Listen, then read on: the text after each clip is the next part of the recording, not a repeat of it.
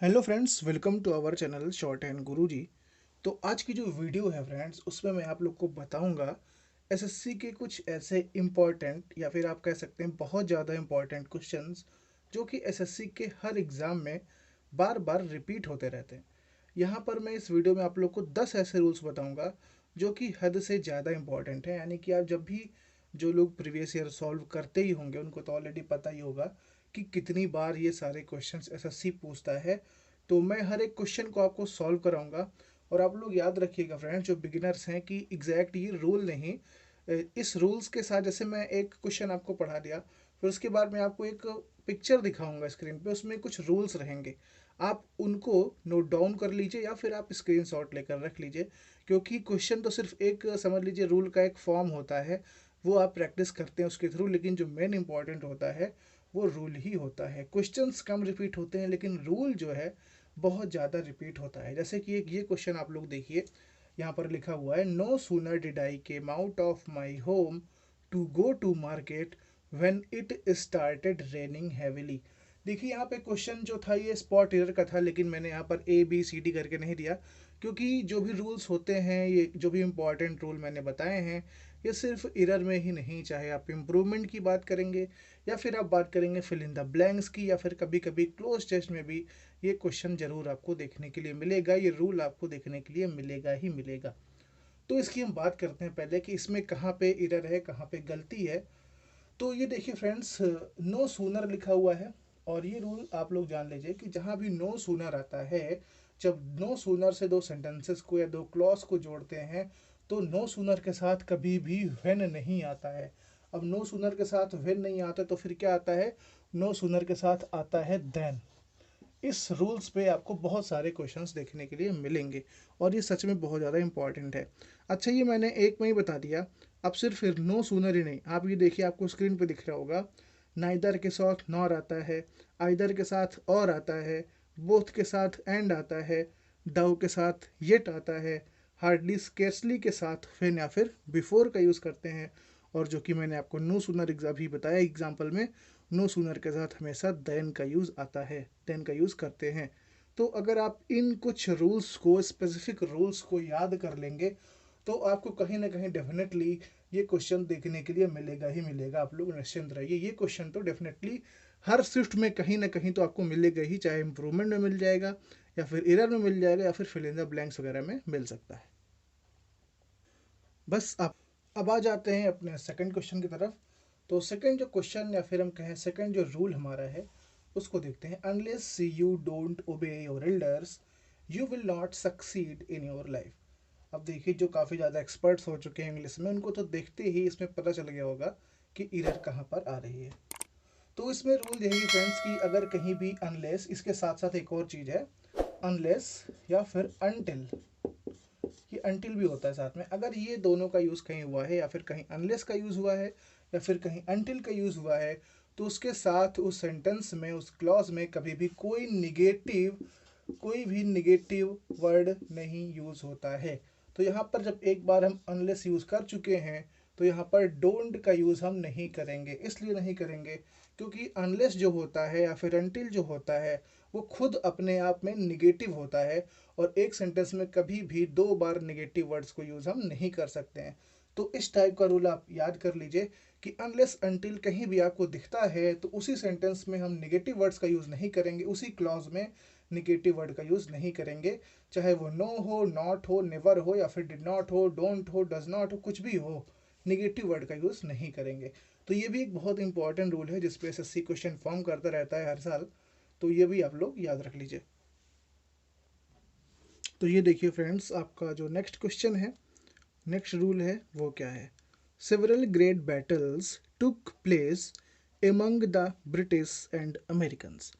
तो यहाँ पर देखिए, इसमें जो एरर है वो ये है कि यहाँ पर एमंग का यूज़ किया गया है। यहाँ पर एमंग का यूज़ नहीं होगा, बल्कि यहाँ पर बिटवीन का यूज़ होगा। ये देखिए, यहाँ पर बिटवीन का यूज़ होगा। यहाँ पर बिटवीन का यूज़ इसलिए होगा क्योंकि बिटवीन का यूज़ हमेशा दो के बीच में किया जाता है। दो के मध्य की अगर हम बात करते हैं, तो हमेशा ही हम बिटवीन का यूज़ करते हैं। यहाँ पर देखिए, आप ब्रिटिश और अमेरिकन्स की बात हो रही है, इन दोनों के बीच की बात हो रही है तो यहाँ पर एमंग का नहीं बल्कि बिटवीन का यूज़ किया जाएगा। अगर दो से ज़्यादा की हम बात करेंगे तो यहाँ पर हम एमंग लिख देंगे। अगर यहाँ दो से ज़्यादा होता, जैसे कि ब्रिटिश और अमेरिकन के साथ अगर कोई और भी होता, या फिर कोई और भी जो प्लूरल वर्ड्स होता है, यानी कि जो मोर देन टू हमें शो करता, अगर वहाँ पे यूज़ करना होता तो हम वहाँ पे एमंग का यूज़ करते हैं। तो ये भी आपको देखिए स्क्रीन पे रूल दिख रहा होगा, आप उसको याद कर लीजिए कि इससे भी बहुत सारे क्वेश्चन एसएससी फॉर्म करता है हर साल। तो ये हमारा नेक्स्ट रूल है, लेकिन नेक्स्ट रूल पे चलने से पहले मैं आप लोग से कहना चाहूँगा कि अगर आप लोग को वीडियो अच्छी लग रही हो तो प्लीज़ यार लाइक ज़रूर करिएगा, और अगर आपको कहीं भी किसी भी रूल में कोई डाउट हो रहा हो तो आप कमेंट में भी पूछ सकते हैं। और अगर आपको स्टडी से रिलेटेड कोई प्रॉब्लम होती है तो नीचे डिस्क्रिप्शन में हमारे ग्रुप का लिंक दिया हुआ है, टेलीग्राम ग्रुप का लिंक है, उसमें बहुत सारे स्टडी मटेरियल सब लोग शेयर करते रहते हैं। अगर आपके पास भी कोई अच्छा मटेरियल है तो आप भी उस ग्रुप में शेयर कर सकते हैं। तो यहाँ पर इस रूल पे हम लोग चलते हैं फ्रेंड्स। इसमें लिखा हुआ है my son is a best boy in his class.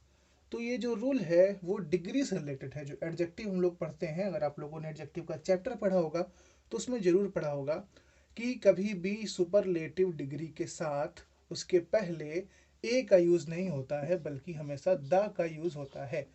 तो आपको पता है कि बेस्ट जो है ये बेस्ट सुपरलेटिव डिग्री है, यानी कि गुड, बेटर और बेस्ट जो होता है उसकी सुपरलेटिव डिग्री यूज़ हुई है यहाँ पर बेस्ट। और बेस्ट के पहले हमेशा द का यूज़ होगा, या फिर किसी भी सुपरलेटिव डिग्री के पहले हमेशा द का यूज़ होता है। तो इस रूल पे भी बहुत सारे क्वेश्चन फॉर्म होते हैं, स्पेशली अगर हम बात करें तो फिल इन द ब्लैंक्स में और इम्प्रूवमेंट में इसके क्वेश्चंस ज़्यादा देखने के लिए मिलते हैं। इरर में भी आता है, बट इरर में थोड़ा सा, क्योंकि बहुत ज़्यादा छोटा ये मान सकते हैं हम रूल है, तो आपको फिल इन द ब्लैंक्स में, जैसे स्टेनोग्राफर में तो 5 मार्क्स का आता है फिल इन द ब्लैंक्स, उसमें या फिर इम्प्रूवमेंट में आपको कहीं ना कहीं क्वेश्चन जरूर देखने के लिए मिल सकता है। तो चलते हैं अपने नेक्स्ट क्वेश्चन की तरफ। नेक्स्ट रूल है फ्रेंड्स, ये तो बहुत ज़्यादा इंपॉर्टेंट है सच में। ये इतनी बार रिपीट हुआ है क्योंकि ये सिर्फ एक रूल नहीं है, इसके साथ और भी रूल्स हैं। अभी आपको जब क्वेश्चन सॉल्व कराऊंगा तो आपको दिखेगा स्क्रीन पे वो चीज़। तो इसमें क्वेश्चन में लिखा हुआ है the captain along with his team have been invited to the party. तो यहाँ पर जो रूल है वो ये है कि अगर कहीं भी आपको विद दिखे, या फिर अलोंग विद हो, टुगेदर विद हो, एज वेल एज हो, या फिर इन एडिशन टू, अगर इन वर्ड से दो सेंटेंसेस को, दो क्लॉज को, या फिर दो सब्जेक्ट को जोड़ा गया है, अक्सर आपको देखेंगे कि दो सब्जेक्ट को ही जोड़ा जाता है। तो अगर अलोंग विद से, टुगेदर विद से, एज वेल एज से, इन एडिशन टू से, इनसे दो सब्जेक्ट्स को अगर जोड़ा गया है तो जो भी वर्ब का यूज़ होगा वो हमेशा पहले वाले सब्जेक्ट को देखकर लिखा जाएगा। जो पहले वाला सब्जेक्ट है उसी के अकॉर्डिंग वर्ब सिंगुलर या फिर प्लूरल होगी। तो यहाँ पर देखिए अलोंग विद का यूज़ हुआ है। द कैप्टन ये पहला सब्जेक्ट है हमारा, और हिज टीम ये दूसरा सब्जेक्ट है हमारा। इन दोनों सब्जेक्ट्स को हम अलोंग विद से जोड़े हुए हैं, ठीक है। तो यहाँ पे जो हम वर्ब यूज़ करेंगे, यानी कि जो यहाँ हेल्पिंग वर्ब हैव लिखी हुई है, ये पहले सब्जेक्ट के अकॉर्डिंग लिखी जाएगी, क्योंकि हमारा ये द कैप्टन पहला सब्जेक्ट है और ये हमारा दूसरा सब्जेक्ट है। तो पहला सब्जेक्ट हमारा सिंगुलर है तो यहाँ पर हैव नहीं होगा बल्कि यहाँ पर हैज़ होगा। तो इस प्रकार के जो क्वेश्चंस हैं आपको काफ़ी ज़्यादा देखने के लिए मिल जाएंगे एसएससी के प्रीवियस ईयर पेपर में भी। तो जो हमारा नेक्स्ट क्वेश्चन है फ्रेंड्स वो है you don't have to invest on an fancy camera if you are not a photography buff. देखिए ये क्वेश्चन तो आपको देखते ही पता चल गया होगा, क्योंकि बच्चों वाला क्वेश्चन इसको हम लोग बोल सकते हैं, इसमें कोई दो राय नहीं है कि यहाँ पर फैंसी के साथ एन का यूज़ किया गया है, जो कि टोटली रॉन्ग है। हमेशा भी फैंसी के साथ हमेशा ए का यूज़ आएगा। ये आप लोग को पता ही है कि कभी भी ए का यूज़ हमेशा करते हैं जहाँ पर कॉन्सोनेंट होता है, और एन का यूज़ वहाँ पर करते हैं जहाँ पर वॉवेल होता है। तो ये आपको याद करना है। बट कुछ जो कंफ्यूजिंग वर्ड्स हैं वो दिए जाते हैं, जैसे यूनिफॉर्म, क्योंकि मैं इस करके आपको दिखाता हूँ यहाँ पे। जैसे आपको पता है कि ए, ई, आई, ओ और यू, इनके साथ हमेशा हम एन का यूज़ करते हैं, ठीक है। बट कंफ्यूज़न पैदा करने के लिए कुछ वर्ड्स ऐसे भी हैं जिनमें हम ए का यूज़ करेंगे, जैसे यूनिफॉर्म। एक इससे तो अक्सर ही क्वेश्चन मिलता है और यही कंफ्यूज भी हो जाते हैं लोग। तो यूनिफॉर्म जो होता है उसमें देखिए आया तो यहाँ पर स्टार्टिंग में यू है, तो इसके साथ हमको एन का यूज़ करना चाहिए, बेसिकली तो यही रूल है। बट ये गलत है, यूनिफॉर्म के साथ हमेशा ए का यूज़ होता है। इसलिए ऐसा होता है क्योंकि जब भी ए और एन का यूज़ करते हैं तो वो हम लिखने के अनुसार नहीं बल्कि पढ़ने के अनुसार करते हैं, क्योंकि अगर पढ़ने में वॉवेल आएगा तो एन का यूज़ करेंगे, अगर पढ़ने में वॉवेल नहीं आएगा, पढ़ने में कॉन्सोनेंट आएगा, तो फिर हम वहाँ पर ए का यूज़ करेंगे। जैसे यूनिफॉर्म को अगर हम पढ़ेंगे तो उसमें देखिए या आ रहा है, इस प्रकार से यूनिफॉर्म आएगा। तो या कभी भी स्वर नहीं होता है, ये तो हमेशा कॉन्सोनेंट होता है हिंदी का, तो यहाँ पर हम ए का यूज़ करेंगे। वैसे ही अगर यूनिक भी है तो भी अगर यूनिक का यूज़ किया गया है तो भी जो है हम वहाँ पर ए का यूज़ करेंगे, ना कि एन का यूज़ करेंगे। ऐसे बहुत सारे एग्जांपल्स हैं, जैसे कि आपको और एक इसमें दिखा देता हूँ मैं, जो कि अक्सर पूछा जाता है। जैसे लिखा हुआ है एम ए या एम बी बी एस मान लेते हैं, एम बी बी एस लिखा हुआ है, इसके साथ आपको ए लगाना है या फिर एन लगाना है। तो काफ़ी सारे लोग यहाँ पर गलती करेंगे, फर्स्ट लेटर देख के यहाँ पर लगा देंगे A M B B S, लेकिन ये भी गलत हो जाएगा, क्योंकि इसका प्रोनाउंसिएशन हम कैसे करते हैं, एम बी बी एस पढ़ते हैं, एम बी और बी एस, इस प्रकार से हम पढ़ते हैं। तो जो पहला पढ़ने में जो हमें अक्षर मिल रहा है हिंदी का, वो हमें वॉवेल मिल रहा है। तो अगर पढ़ने में हमें वॉवेल मिलेगा तो यहाँ पर एन का यूज़ होगा, अगर पढ़ने में हमें कॉन्सोनेंट मिलेगा तो वहाँ पर ए का यूज़ होगा। इसको आप लोग ध्यान में रख लीजिए, कभी भी लिखने के अनुसार ए एन का यूज़ नहीं करते हैं, हमेशा पढ़ने के अनुसार करते हैं। और यही कन्फ्यूज़न वाले रूल्स ज़्यादातर पूछे जाते हैं हमारे एग्ज़ाम में।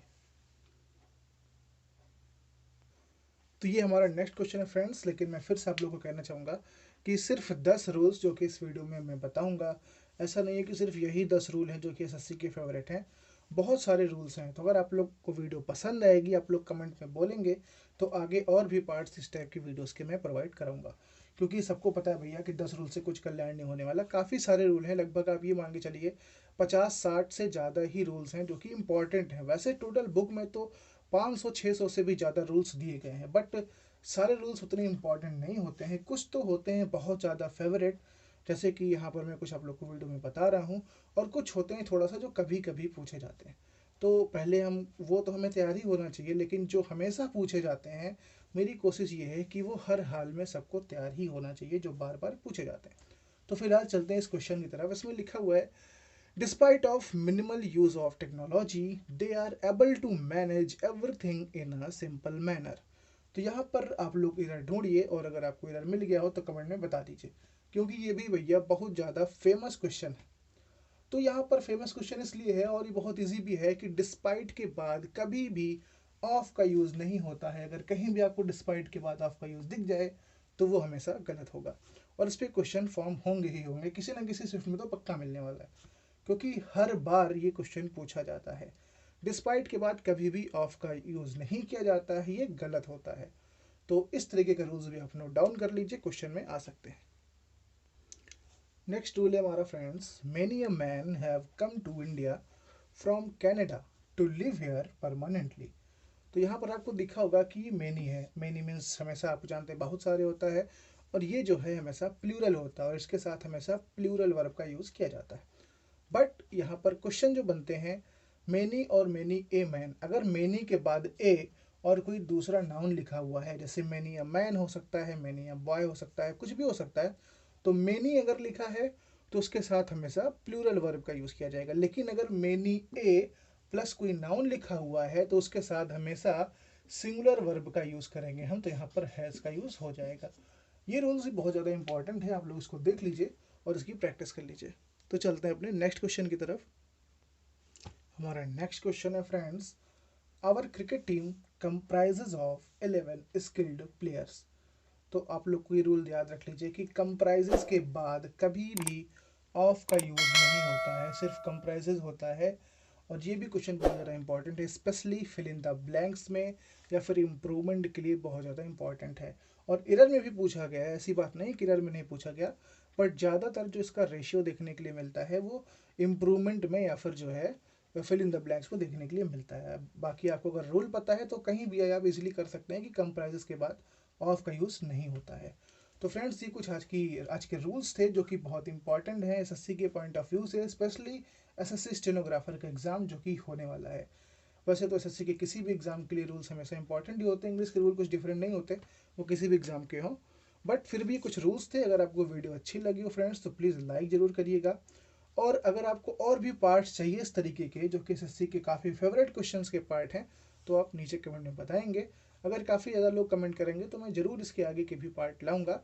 और बाकी अगर बात करें डिक्टेशन की, तो वो भी आएगा। ऐसा नहीं कि इंग्लिश पढ़ाना स्टार्ट कर दे तो डिक्टेशन नहीं आएगा, डिक्टेशन तो आएगा ही आएगा। बट इसी वजह से, क्योंकि अभी एसएससी का भी स्किल टेस्ट नहीं है, रिटन एग्जाम है, इसलिए बहुत ज़्यादा मैं डिक्टेशन पे फोकस नहीं हूँ। लेकिन हाँ, कुछ जगह के डिक्टेशन देना ज़रूरी है, क्योंकि वहाँ पे स्किल टेस्ट होने वाला है। तो डिक्टेशन भी आएगा चैनल पे, और इस तरह की वीडियोज़ भी आएंगी। तो मिलते हैं फ्रेंड्स नेक्स्ट वीडियो में, तब तक के लिए गुड बाय।